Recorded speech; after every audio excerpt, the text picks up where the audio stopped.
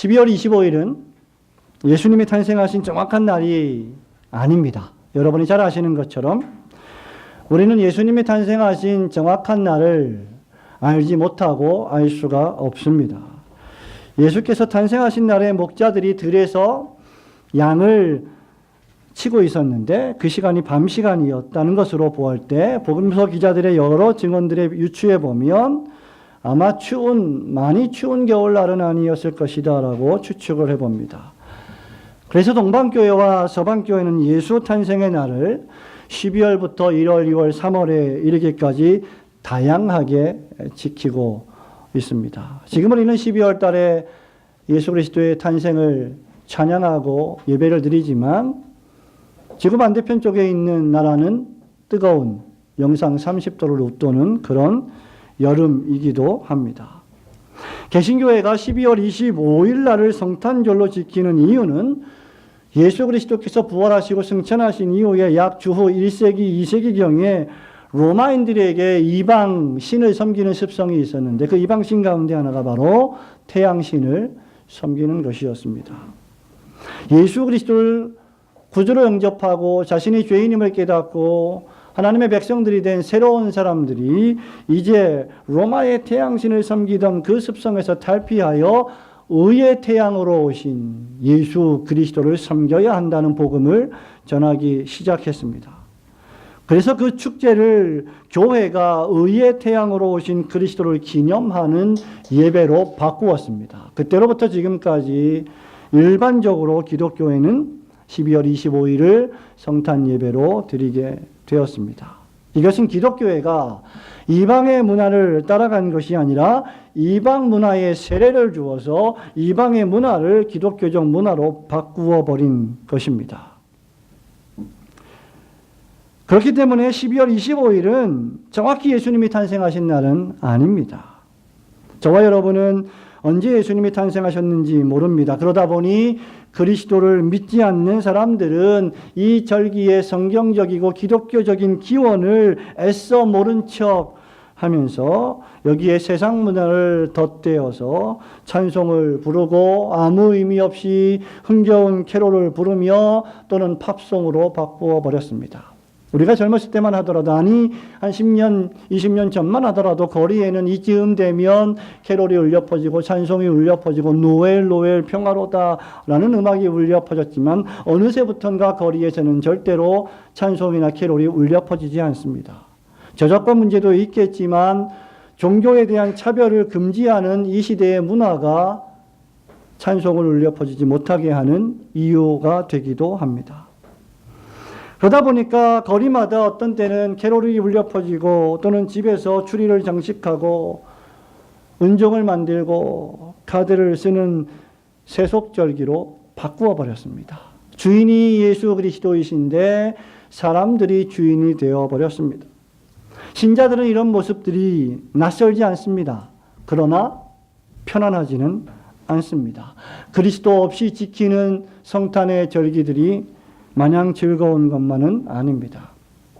세상 문화가 지키는 크리스마스, 즉 그리스도를 향한 예배는 진정한 왕으로 오신 그리스도 예수께 집중하지 않기 때문입니다.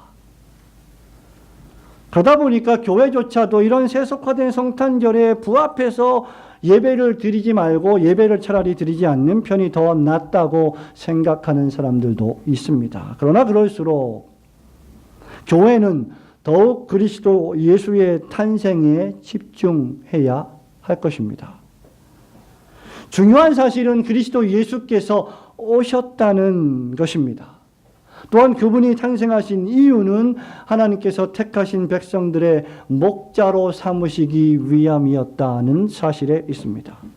우리는 매주일 그리스도의 오심을 찬양합니다. 우리는 매주일 그리스도의 고난을 기념합니다. 우리는 매주일 그리스도의 십자가 죽음과 죽음에서 부활하신 부활의 날을 기념합니다. 그리스도께서 승천하시고 하나님 보좌 우편에 계시고 재림하실 날을 고대합니다. 그럼에도 불구하고 우리 교회는 1년에 한 번 특별히 그분의 탄생하심에 더욱 집중하여 그 말씀을 들음으로 우리의 인생을 어떻게 살아갈 것인지를 점검하는 것은 매우 의미 있다 생각되는 일입니다.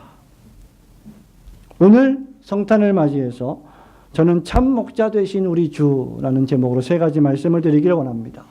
예수님께서 우리의 목자가 되시기 위하여 이 세상에 오셨는데 그것이 어떤 의미가 있는가? 예수님께서 무엇보다도 첫째로 사람의 몸을 입고 저와 여러분과 같은 사람의 몸을 입고 이 세상에 오셔서 우리의 참되신 목자가 되셨다는 사실입니다.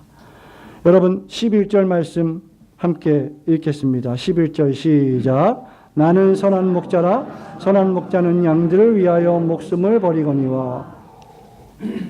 어떤 의미에서 기독교의 복음은, 교회의 복음은, 예수를 믿는 신자들이 입을 열어서 말할 수 있는 최고의 언어는 예수 그리스도의 사람의 몸을 입고 이 땅에 오신 성육신, 이 한마디에 달려있다 해도 과언이 아닐 것입니다.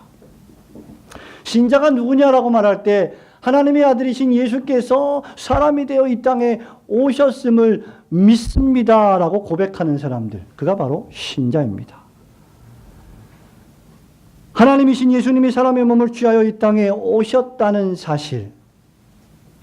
선한 목자는 본문 말씀에 양들을 위해 목숨을 버린다고 했는데 목숨을 버리기 위해서는 목숨이 있어야 합니다.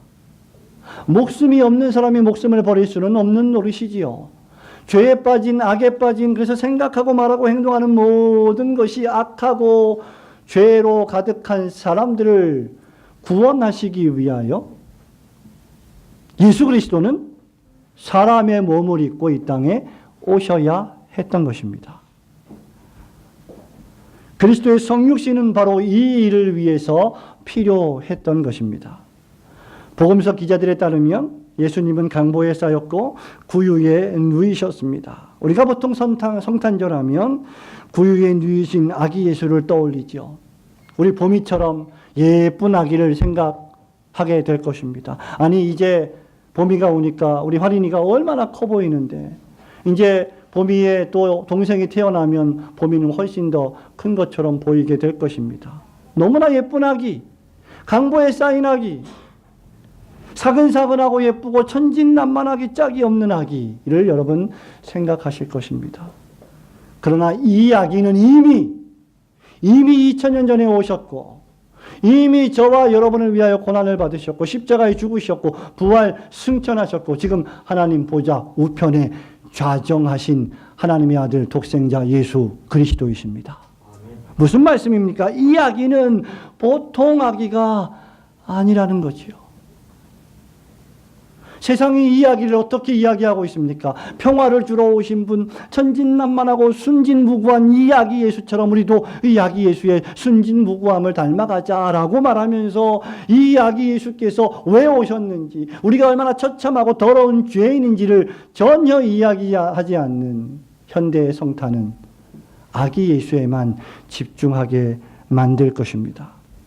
이 아기는 그런 종류의 아기가 아니십니다. 이 아기는 하나님의 아들 예수 그리스도이셨습니다. 믿으시기를 축원합니다. 이분은 거룩한 주님이시고 이분은 구약에서 예언된 그 선지자이시고 이분은 저와 여러분의 죄를 속하실 영원한 대제사장이시자 제물이셨습니다. 이 아기는 뿐만 아니라 여러분을 통치하실 영원한 왕이십니다. 태초에 하나님과 함께 계셨던 말씀이 육신이 되어 우리 가운데 거하시니 우리가 그의 영광을 보니 아버지의 독생자의 영광이요 은혜와 진리가 충만하신 분이셨습니다. 예수님은 우리의 목자가 되시기 위해서 우리와 같은 사람이 되셔야 했던 것이죠. 우리처럼 눈물도 흘리시고 우리처럼 웃기도 하시고 우리와 함께 잡수시기도 하시고 우리와 함께 고난을 받으셨던 그분, 저와 여러분의 죄를 대속하시기 위하여 사람의 몸을 입으셔야 했습니다. 그래서 히브리서 기자는 히브리서 4장 15절에서 이렇게 말하지요. 우리에게 있는 대제사장은 우리의 연약함을 동정하지 못하시리가 아니요 모든 일에 우리와 똑같이 시험을 받으시니로되 죄는 없으시니라. 성도 여러분, 누가 이 신비를 이해할 수가 있겠습니까? 아기 예수님께서 의의 왕이시며 평강의 왕이시며 하나님의 아들이시라는 이 신비를 여러분의 그 작은 머리로 어떻게 이해할 수가 있겠습니까? 그래서 칼빈은 기독교 강요에서 이렇게 멋진 말을 하지요. 유한 자는 무한 자를 포괄할 수 없다. 믿음이 없으면 결코 이 위대한 비밀과 신비를 받아들일 수 없는 것입니다. 그래서 바울은 디모데전서 3장 16절에서 이것을 가리켜 크도다 경건의 비밀이요 그렇지 않도다 하는 이가 없도다 라고 말하는 것입니다. 그 누가 주 3, 4세기경에 칼게톤 종교회의에서 신학자들이 모여 고백했던 신앙 고백의 표현대로 예수 그리스도는 혼합 없이 변화 없이 혼동 없이 분리 없이 신성과 인성이 하나로 연합되신 그리스도 예수의 그 성육신을 이해할 수가 있겠습니까? 그래서 믿음이 없이는 예수 그리스도께서 사람이 되어 이 땅에 오신 것을 받아들일 수 없는 것입니다. 그래서 믿음은 선물인 것입니다. 성도 여러분, 영어 속담에 이런 말이 있습니다. Put yourself one's shoes. 직역을 하면 뭐냐면 입장 바꿔 생각을 해봐라. 유행가 가사와 같죠? Put yourself one's shoes. 다른 사람의 신발에 네 발을 넣어봐라 이 말이에요. 우리가 다른 사람의 신발을 신어보지 않고는 그 사람을 잘 알 수가 없습니다. 다른 사람의 입장에 서지 않으면 그 사람을 파악할 수가 없습니다. 우리가 아이들과 대화할 때 아이들의 키가 작잖아요. 그 아이들과 함께 대화할 때 자세를 낮추고 무릎을 꿇고 그 아이와 눈을 맞춰서 이야기하지 않으면 그 아이와 공감할 수가 없습니다. 성육신이 바로 이와 같습니다. 지극히 높은 곳에 계신 하나님의 아들께서 우리의 신발을 신으러 오신 것입니다. 단순히 입장 바꿔서 생각하기 위하여 오신 것이 아니라 당신의 생명을 주시기 위하여 오신 것입니다. 바울은 이 사건을 빌립보서 2장 6절 7절에서 이렇게 기록합니다. 그는 근본 하나님의 본체시나 하나님과 동등됨을 취할 것으로 여기지 아니하시고 오히려 자기를 비워 종의 형체를 가지사 사람들과 같이 되셨고 예수님은 우리를 위하여 당신을 낮추어 우리와 같이 되셨습니다. 불순종과 죄와 악에 빠져 영원한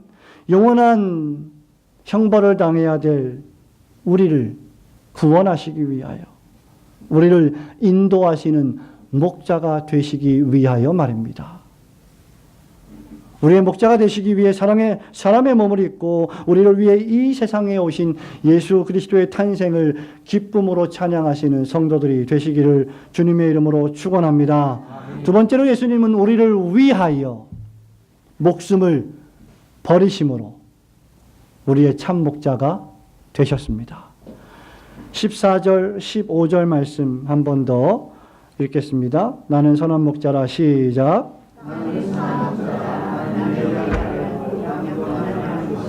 아버지께서 나를 아시고 내가 아버지를 아는 것 같으니 나는 양을 위하여 목숨을 버리노라. 아멘. 선한 목자는 양들을 위하여 목숨을 버린다고 했습니다. 여기 선한 목자는 양들을 위해 목숨을 버린다. 이 말은 목자가 그럴 각오가 되어 있음을 전제하는 말입니다. 왜 목자가 자기 양을 위하여 목숨을 버릴까?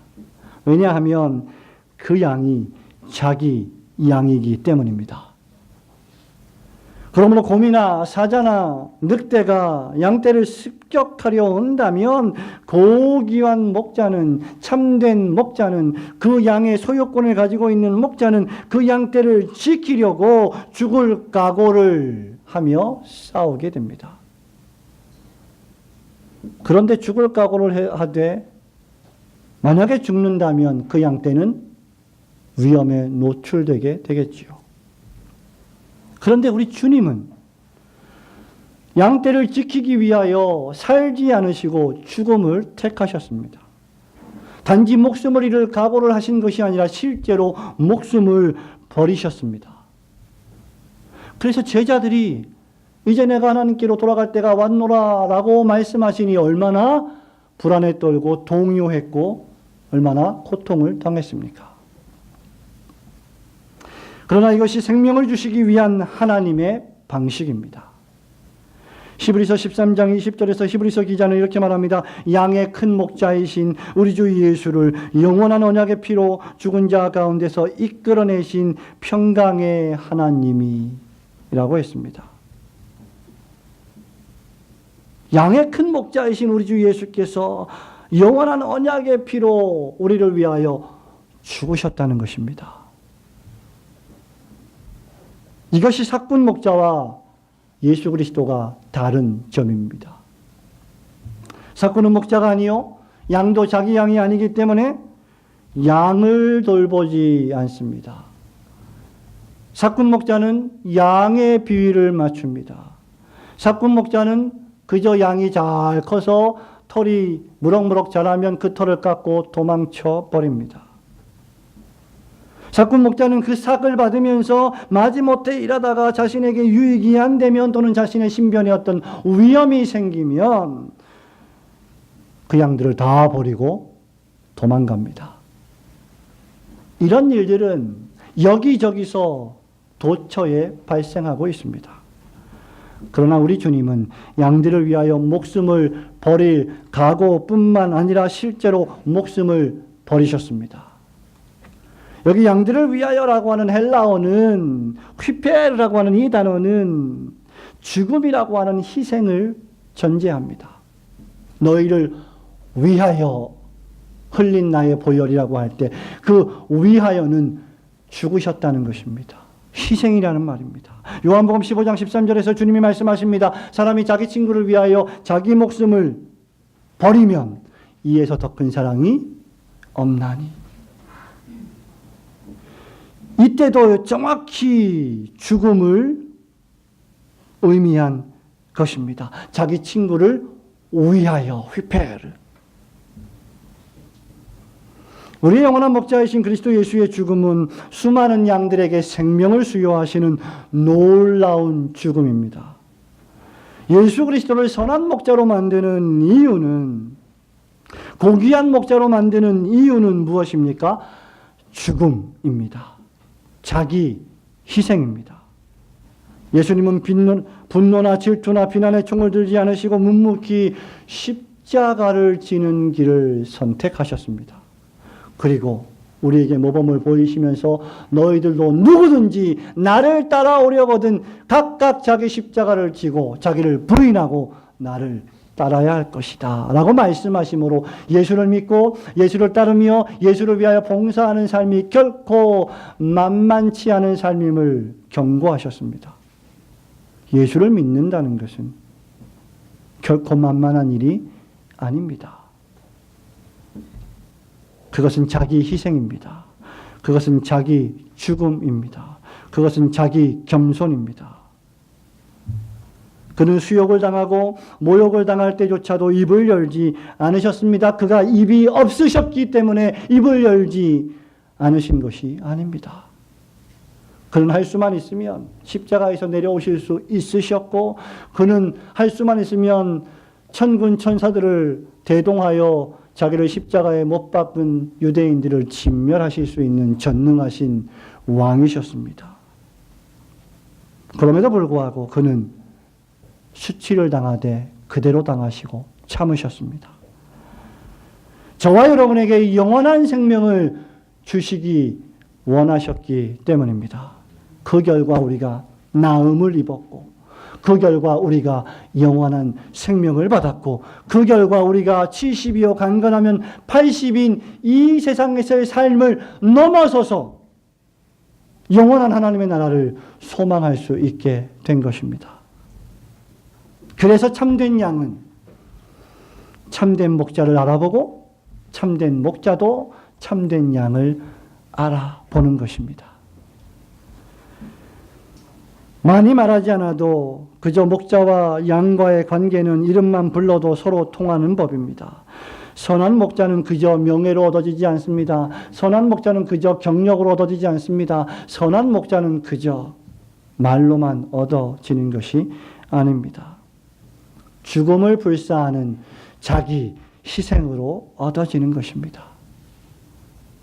저와 여러분이 우리를 위하시는 선한 목자를 따르는 양이라면 마땅히 우리의 목자 대신 인격을 본받아야 합니다. 그것이 바로 자기 부인과 자기 희생입니다. 우리 주님처럼 친구를 위하여, 아니 여러분 자신들을 위하여 목숨을 버릴 정도로 사랑을 실천함으로 그분을 본받아 우리를 향하신 주님의 큰 사랑을 나타내시기를 주님의 이름으로 축원합니다. 세 번째는 예수님은 죽음에서 부활하심으로 우리의 참 목자가 되셨습니다. 17절과 18절 말씀 함께 읽겠습니다. 내가 시작. 내가 내 목숨을 버리는 것은 그것을 내가 다시 얻기 위함이니 이로 말미암아 아버지께서 나를 사랑하시니까 이를 내게 소개한 자가 있는 것이 아니라 내가 스스로 버리노라. 나는 버릴 권세도 있고 다시 얻을 권세도 있으니 이 계명은 내 아버지에게서 받았노라 하시니라. 아멘. 예수님의 죽으심은 강요에 의한 것이 아니라 자원적인 것이었습니다. 성부와 성자와 성령이신 삼위요 일체로 계시는 유일하신 하나님의 기쁘신 뜻이었습니다. 그 약속과 협의와 그 언약 가운데 성자 예수 그리스도께서 친히 자원하여 이 독생자의 길을, 이 십자가의 길을 떠안으신 것입니다. 우리 주님은 18절에서 버릴 권세도 있고 다시 얻을 권세도 있으시다고 선포합니다. 그리고 이 계명은 아버지에게서 받은 것이라고 밝히십니다. 요약하자면 우리 예수님은 생명을 내어줄 권세도 있고 다시 살아나여 부활할 권세도 있으시다는 말씀입니다. 그렇다면 생명을 내어주지 않고도 양들에게 생명을 주신 능력과 권세도 있으신 것이 아니십니까? 당연합니다. 그분은 죽으실 필요가 없었습니다. 그러나 생명을 내어주지 않고 주님의 죽음만이 타락한 죄인들의 죄를 속죄하시고 구원하여 생명을 주실 유일한 길임을 잘 알고 계셨기 때문에 자기 자신이 생명을 내어놓지 않는다면 저들을 구원할 수 없음을 그분은 너무나 잘 알고 실천하셨던 것입니다. 그것이 바로 구속 언약입니다. 성부와 성자와 성령께서 서로 여러분의 구속을 위하여 언약을 맺으신 것입니다. 그리고 그리스도는 그 십자가 죽음에 자원하여 복종하셨습니다. 사건과 도적은 헌신하는 희생이 없기 때문에, 자원하는 희생이 없기 때문에 선한 목자가 될 수 없습니다. 더 나아가서 이런 주님의 죽음은 다시 목숨을 얻는 부활을 전제합니다. 그래서 이 부활은 다시 목숨을 얻게 되는 신자들의 부활을 전제합니다. 그래서 바울은 우리 주님께서 모든 잠자는 자들, 즉 죽은 자들, 예수 믿고 죽은 자들이 부활할 부활의 첫 열매가 되셨다라고 선포한 것입니다. 이것이 주님이 기꺼이 자원해서 순종하신, 그것도 죽기까지 순종하신 목적이요 열매입니다. 성도 여러분, 참으로 이 세상에 태어나 살면서 하나님의 일을 모르고 하나님의 일을 아예 하지 않고 인생을 허비하는 것만큼 비참하고 불행한 일은 없습니다. 세상에서 아무리 위대한 업적을 세웠다 할지라도 그것이 하나님의 나라를 확장하는 일이 아니고 그것이 그리스도의 몸된 교회를 세우는 일이 아니고 그것이 복음을 전하여 영혼을 구원하는 일이 아니라고 한다면 그것은 전부 다 불타 없어질 자기 의에 불과한 것입니다. 하나님의 나라가 있음을 알지 못하는 비참함도 없을 것입니다. 그리고 죽음 이후에 영원한 생명이 있다는 사실을 모르는 것만큼 비참한 일도 없을 것입니다. 왜냐하면 우리의 인생은 70이요, 강건하면 80이요, 100살을 살고 죽을 것이기 때문이죠. 얼마나 비참합니까? 그들은 반드시 하나님 나라가 있음을 먼저 알아야 하고 주 예수 그리스도를 믿어야 합니다. 하지만 예수를 믿고도 시켜서 마지 못해 하는 것은 기쁨에 없습니다.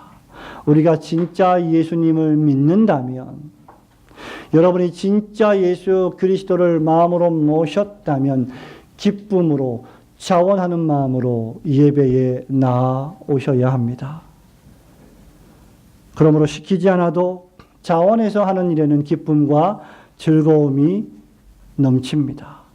히브리서 기자는 12장 2절에서 이렇게 권면합니다. 믿음의 주여 또 온전케 하시는 이 예수를 바라보자. 저는 그 앞에 있는 즐거움을 위하여. 무슨 즐거움이요? 부활하셔서 우리들에게 생명을 주시고 우리를 구원하실 그 구속 협약을 지키실 즐거움. 교회를 태동시키실 즐거움. 성부 하나님의 말씀에 순종하시는 그 즐거움을 위하여 십자가를 참으사 부끄러움을 개의치 아니하시더니 하나님 보좌 우편에 앉으셨느니라. 적지 않은 신자들이 평상시에는 예수님 믿습니다, 예수님 바라봅니다, 하나님 바라봅니다 하면서 결정적인 순간에는 사람을 바라봅니다. 결정적인 순간에는 자기 자신을 바라봅니다. 그래서 처참하게 무너지고 절망하고 쓰러집니다. 그것은 타락한 죄인들이 행하는 모순된 일입니다. 아무도 예외가 없습니다. 시편 119편 92절 93절에서 시인이 이렇게 노래하지요. 주의 법이 나의 즐거움이 되지 아니하였다면 내가 내 고난 중에 멸망하였으리이다. 내가 주의 법도를 영원히 잊지 아니하오니 주께서 이것들로 나를 살게 하심이니이다. 여러분을 살게 하는 사람은 다른 사람이 아닙니다. 여러분을 살게 하는 사람은 예수 그리스도와 그분의 십자가의 못 박히심과 그분이 우리에게 진리의 성령을 통하여 하시는 하나님의 말씀뿐이십니다. 왜냐하면 그것만이 우리를 살게 하는 능력이 되기 때문입니다. 여러분의 교회가, 여러분이 드리는 예배가 숫자가 적다고 능력이 부족한 교회일까요? 결코 그렇지 않습니다. 수천 명이 모이든 수만 명이 모이든 수백 명이 모이든 수십 명이 모이든 예수 그리스도의 능력을 소유한 교회는 능력 있는 교회입니다. 주님은 죽음에서 부활하심으로 우리의 목자가 되셨습니다. 주님의 부활을 따라 참된 신자들 역시 부활할 것입니다. 왜냐하면 그분이 우리의 목자가 되시기 때문입니다. 그분이 살아나셨다면 우리도 살아날 것입니다. 그분의 부활의 능력을 우리가 받았기 때문입니다. 사랑하는 성도 여러분, 말씀을 맺습니다. 오늘 이 예배에 참석하신 우리 어린 자녀들로부터 연세가 많으신 우리 성도님 여러분, 여러분이 돌아가시기 전에 여러분이 유일하게 고백해야 할 구세주가 있다면 우리 주 예수 그리스도 한 분뿐이십니다. 혹시 오늘 이 아침에 아직 예수 그리스도를 구주로 영접하지 못하셨다면, 아직 자신이 죄인임을 깨닫지 못하고 예수님 외에는 나를 구원하실 분이 없다는 사실을 모르신다면 오늘 이 아침에 이 예수를 붙잡으십시오. 믿으십시오. 이미 믿고 계신 분은 더욱 굳게 믿으십시오. 말씀을 맺길 원합니다. 부활하신 예수 그리스도는 지금 하늘로 승천하시어 하나님 보좌 우편에 좌정하셔서 여전히 우리의 목자로 우리를 다스리십니다. 하늘로 승천하신 그리스도는 보혜사 성령님을 보내셨습니다. 우리가 사도행전 말씀을 공부하고 있지만 교회를 탄생시키셨고 오늘날 교회에 목사와 장로를 두어 하나님의 말씀을 전하게 하시고 교회를 치리하게 하심으로 우리의 목자가 되십니다. 만약 그렇지 않다면 모든 교회, 모든 교인들은 신사도 운동주의자가 될 것입니다. 조나단 에드워즈는 그래서 목사를 성도의 영혼을 지키는 성도의 영혼 지킴이라고 말했던 것입니다. 지교회의 목사는 영원한 목자장이 되시는 그리스도의 명령의 말씀에 순종하여 성도들을 교훈하고 가르치고 설교하고 성경을 교리를 가르치며 훈계하고 때로는 책망함으로 때로는 회개를 요청하고 교회를 이끄는 중차대한 사명을 받았습니다. 그리고 마지막 날에 주님 앞에 섰을 때 그 영혼의 지킴으로써 이 일에 대하여 하나님 앞에 결산해야 합니다. 여러분들 역시 여러분의 영혼을 맡고 있는 목자들에게 어떻게 대했는지를 그리스도 앞에 섰을 때 직고하며 결산해야 될 날들이 올 것입니다. 사도 바울은 디도에게 편지하면서 디도를 그레데 섬에 떨어뜨려둔 이유는 각성의 장로들을 세워 바른 교훈으로 권면하고 거스려 말하는 자들을 책망하게 하려 함이로다라고 했습니다. 이 일을 위하여 목사와 감독이 되는 장로는 그 자격이 엄격하기가 그지없는 것입니다. 안수를 받는 집사 역시 마찬가지입니다. 왜냐하면 그들이 맡은 직무가 대단히 중차대한 일이기 때문입니다. 예수 그리스도는 우리와 같은 사람이 되셔서 우리를 인도하시는 참 목자가 되셨습니다. 뿐만 아니라 우리를 위하여 목숨을 아끼지 않고 희생하심으로 우리의 참 목자가 되셨습니다. 그리고 죽음에서 다시 부활하심으로 우리의 참 목자가 되셨습니다.